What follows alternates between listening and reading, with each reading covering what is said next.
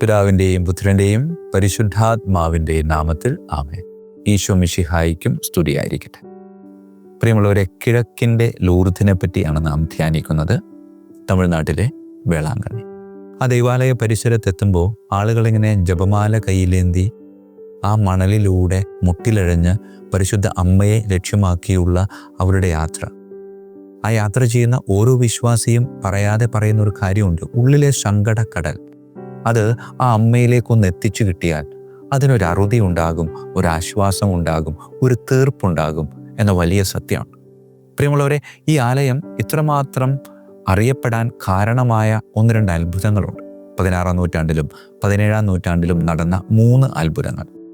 അതിൽ 16-ാം നൂറ്റാണ്ടിൽ നടന്ന ആദ്യത്തെ അത്ഭുതം ഒരു ഹൈന്ദവനായ ഒരു കുട്ടിയുടെ മുമ്പിൽ അമ്മ പ്രത്യക്ഷപ്പെട്ടതാണ്.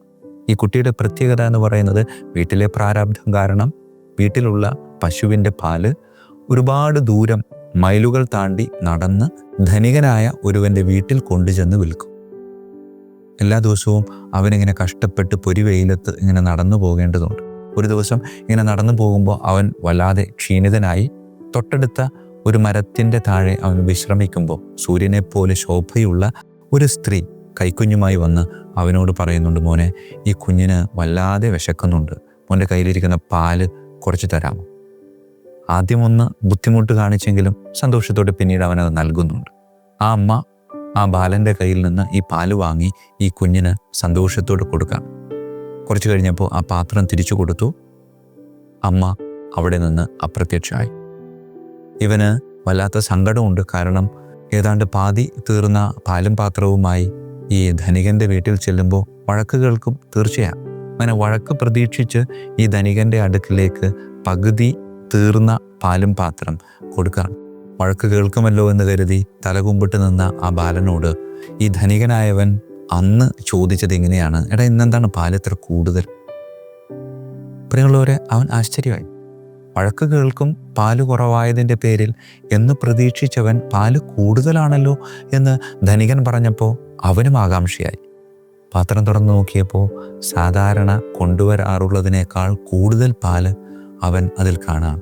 അവൻ സംഭവം ധനികനോട് പറയുന്നുണ്ട്.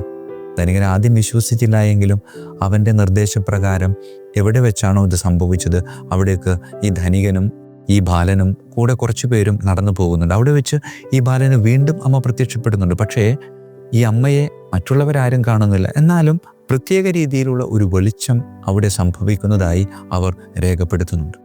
പ്രിയമുള്ളവരെ, ഇതാണ് പരിശുദ്ധ വേളാങ്കണ്ണി മാതാവിൻ്റെ തീർത്ഥാടന ആലയത്തിൻ്റെ ഉത്ഭവത്തിന് ആരംഭം കുറിച്ച സംഭവം. പിന്നീട് കുറച്ച് വർഷങ്ങൾക്ക് ശേഷം വീണ്ടും മോര് വിൽക്കാൻ നടക്കുന്ന ബാലൻ്റെ അടുക്കൽ ആ ബാലന് വേറൊരു പ്രത്യേകതയുണ്ട്: അവൻ്റെ കാലിന് മുടന്താണ്.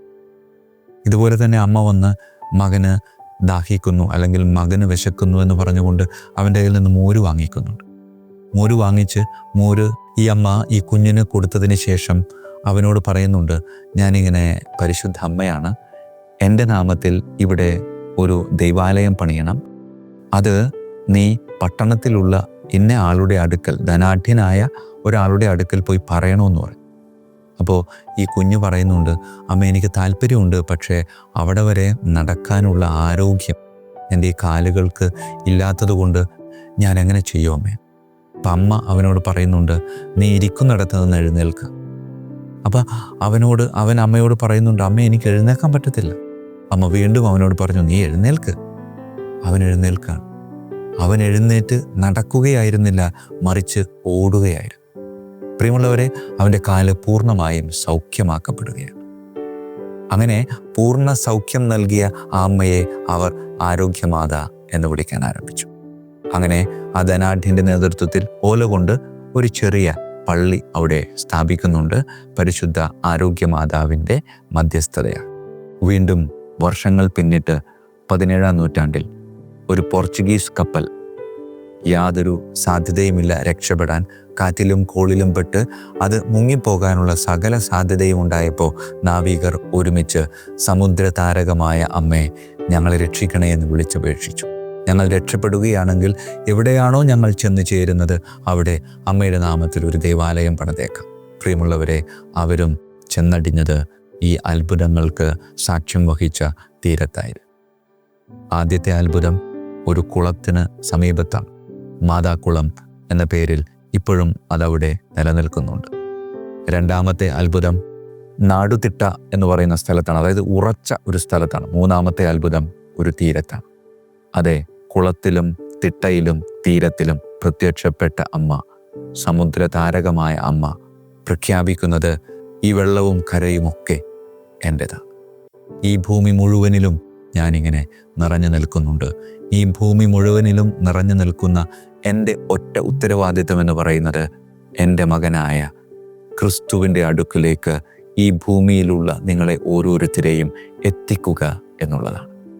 അതേ പ്രിയമുള്ളവരെ, പരിശുദ്ധ വേളാങ്കണ്ണി മാതാവ് നമ്മോട് ആഹ്വാനം ചെയ്യുന്ന വലിയൊരു ദൗത്യവും അതുതന്നെയാണ്. ഈ 3 അത്ഭുതങ്ങളിലൂടെയും അമ്മ നമ്മോട് ആവശ്യപ്പെടുന്ന 3 കാര്യങ്ങളാണ്. 1, കൊടുക്കുക. 2, എഴുന്നേൽക്കുക. 3, വിശ്വസിക്കുക. ഈ ബാലൻ കൊടുത്തത് കൊണ്ടാണല്ലോ അവിടെ അത്ഭുതത്തിന് സാക്ഷ്യമായത്. മുടന്തനായ ബാലൻ എഴുന്നേറ്റത് കൊണ്ടാണല്ലോ അവന് സൗഖ്യം ലഭിച്ചത്.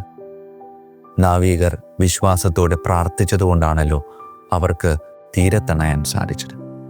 അതേ പ്രിയമുള്ളവരെ, കൊടുക്കാം, എഴുന്നേൽക്കാം, വിശ്വസിക്കാം. അമ്മ നമ്മെ കൈവിടത്തില്ല. പ്രിയമുള്ളവരെ, പരിശുദ്ധ അമ്മയുടെ വലിയ തീർത്ഥാടന കേന്ദ്രമായ വേളാങ്കണ്ണിയിലേക്ക് നാം ഇങ്ങനെ യാത്ര ചെയ്യുമ്പോൾ സുനാമിയും അതുപോലുള്ള ഒരുപാട് കഷ്ടതകളും അതിൻ്റെ പരിസരത്ത് ആഞ്ഞടിച്ചത് നമ്മുടെ മനസ്സിലേക്ക് കൊണ്ടുവരണം. പല യാത്രകളും, പലരും വേളാങ്കണ്ണിയിലേക്ക് പോകുന്നത് ഒരു ആത്മീയ യാത്രയായിട്ടാണ്. പക്ഷേ അവിടെ നിന്ന് തിരിച്ചു പോരുന്നത് ഒരു വിനോദയാത്രയിലേക്ക് വഴിമാറുന്നുണ്ട്. അങ്ങോട്ടുള്ള യാത്ര ആത്മീയതയും ഇങ്ങോട്ടുള്ള യാത്ര ജഡികതയുമായപ്പോൾ അമ്മ ഒരു മുന്നറിയിപ്പ് നൽകി. അത് നമ്മൾക്കെല്ലാവർക്കുമാണ്. പ്രിയമുള്ളവരെ, അവിടേക്കുള്ള യാത്രയ്ക്ക് ഒരുങ്ങുമ്പോൾ അത് അങ്ങോട്ടുള്ള യാത്ര മാത്രമല്ല, അത് തിരിച്ച് വീട്ടിലേക്കും അതേ ആത്മീയതയിൽ നമുക്ക് പൂർത്തിയാക്കാൻ സാധിച്ചാൽ അത് അമ്മയ്ക്ക് കൊടുക്കാവുന്ന ഏറ്റവും വലിയ സമ്മാനമാണ്. കരങ്ങൾ കൂപ്പാം, കണ്ണുകളടക്കാം.